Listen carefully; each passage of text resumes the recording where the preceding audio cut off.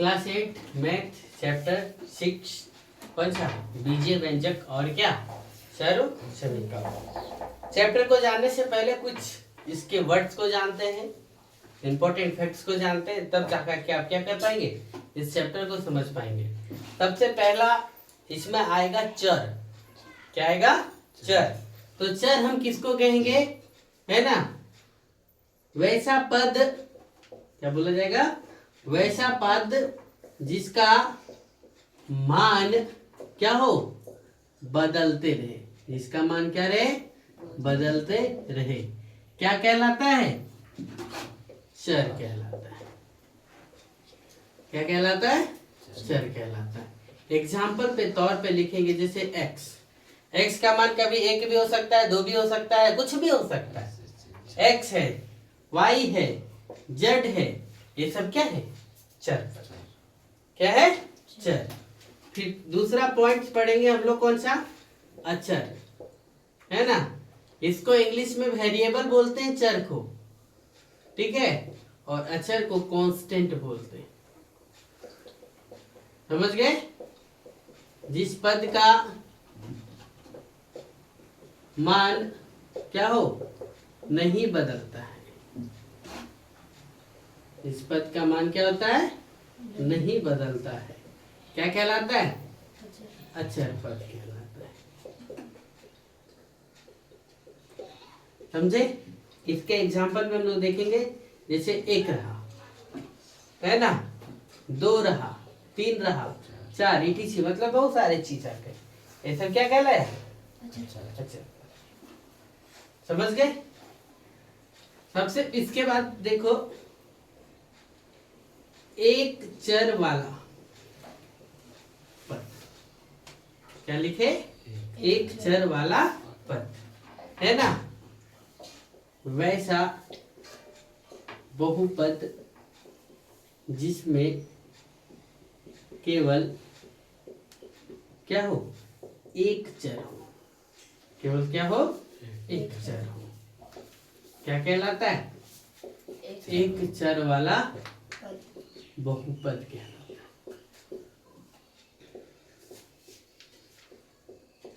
समझ गए? जैसे देखो, x³ x² plus x plus 1, इसमें केवल और केवल एक एक चर है। कौन है? केवल और केवल कौन चर है? सिर्फ और सिर्फ चर के नाम पर कौन है? x है। चर के नाम पर कौन है? x है।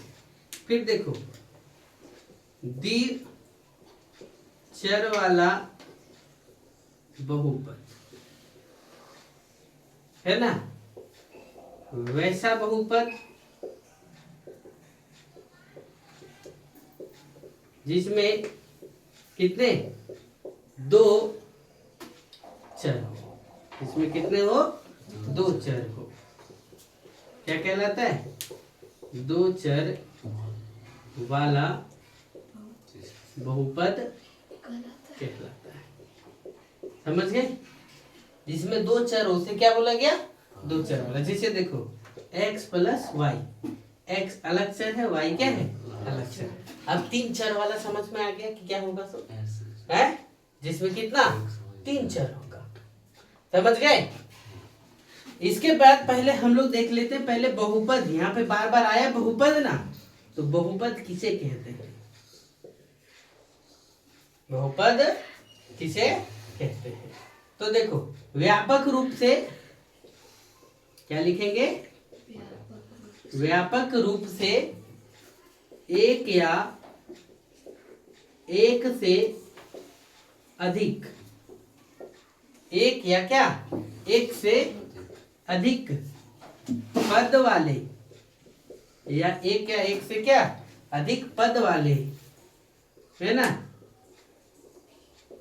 बीजीय व्यंजक क्या कहलाते हैं? बहुपद कहलाते हैं। क्या कहलाते हैं? बहुपद। बहुपद किसे कहा गया? तो व्यापक रूप से एक या एक से अधिक पद वाले बीजीय व्यंजक क्या कहलाते हैं? बहुपद कहलाते हैं। ये समझ में आ गया? चर समझ में आ गया? चर समझ में आया? एक चर वाला, द्विचर वाला और बहुपद समझ में आ गया।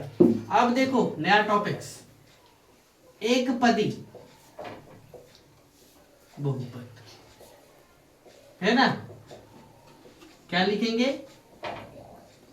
वैसा बहुपद जिसमें केवल कितना?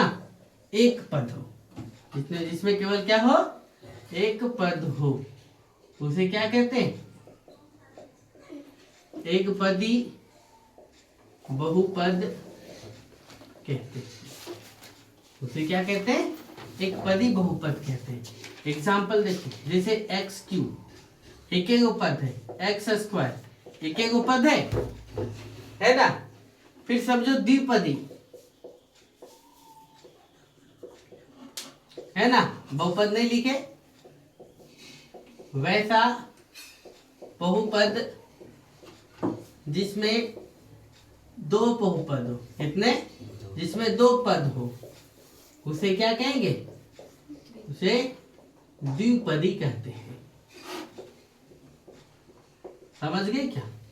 एग्जाम्पल, एक्स स्क्वायर प्लस 1, दो पद वाला आ गया, यानी एक पद एक्स स्क्वायर है, दूसरे का पद क्या है? 1 है। X cube plus y cube, दो पद है ना। इसमें देखना नहीं कि वेरिएबल है, तो काउंट करना है कि कितने पद के हैं? दो पद के। समझ गए? अब समझो रेखिक। त्रिपदी वाला समझ में आ जाएगा। जिसमें 3 पद होगा उसे क्या बोलेंगे? त्रिपदी। जिसमें 4 पद होगा उसे क्या? चतुर्थपदी। हम लोग त्रिपदी तक ही देखते हैं। इस चीज को याद रखेंगे, आपका 9 में भी काम देगा, 10 में भी काम देगा। अब जितना लिख रहे हैं ये सब हमेशा याद रखेंगे। देखिए, जिस बहुपद का अधिकतम घात कितना? 1 हो। अधिकतम घात कितना हो? 1 हो। उसे क्या कहते हैं? रेखिक समीकरण कहते हैं। समझ गए? जिस बहुपद का अधिकतम घात कितना हो? 1 हो, उसे क्या कहा जाता है? रेखिक समीकरण कहा जाता है। क्या बोले? जिस बहुपद का घात, अधिकतम घात कितना हो? 1 हो। जैसे देखो, x प्लस 1, तो इसका पावर कितना है? कुछ नहीं है तो 1 होता है, यानी इसको लिख सकते हैं x का पावर 1 प्लस 1 है। तो इसका अधिकतम घात कितना? 1। तो उसका इसे क्या बोला गया? रेखिक बहुपद बोला गया। फिर देखो, द्विघाती। क्या बोला? द्विघाती। जिस बहुपद का अधिकतम घात कितना? 2 हो। अधिकतम घात कितना हो? 2 हो। उसे क्या कहते हैं? द्विघाती समीकरण कहते हैं, या द्विघाती बहुपद कहते हैं, या द्विघाती कहते हैं, कुछ भी लिखो। समझे? एग्जाम्पल समझो, जैसे x square plus x plus 1, तो इसका अधिकतम पावर कितना है? 2। अधिकतम पावर कितना है? 2। और जब अधिकतम पावर 2 है तो इसे क्या कहा गया? द्विघाती समीकरण कहा गया। समझ गए? तो त्रिघाती लिख सकते हैं। जिस बहुपद का अधिकतम घात कितना होगा? 3 होगा, उसे क्या बोला गया? त्रिघाती। बुझे? यहाँ बुझना है। फिर देखो, गुणात्मक, संख्यात्मक गुणात्मक, संख्यात्मक गुणांक, है ना। जिस बहुपद के आगे कोई संख्या गुना में हो तो उसे संख्यात्मक गुणांक कहते हैं। उसे क्या कहते हैं? संख्यात्मक गुणांक कहते हैं। इसका एग्जांपल समझिए सर जी। जैसे देखो, 4x स्क्वायर, तो बोला आपसे इसमें संख्यात्मक गुणांक कितना है? संख्यात्मक गुणांक कितना है? तो क्या बता सकते हैं? संख्या कौन है? संख्यात्मक कौन है? तो देखो, 4 गुने एक्स स्क्वायर, तो इसमें संख्यात्मक गुणांक कौन है? 4। संख्यात्मक गुणांक कितना है? 4। जैसे यहाँ पर -3x क्यू दे दिया, तो बोला कि इसमें संख्यात्मक गुणांक कितना है? तो क्या बोलेंगे -3।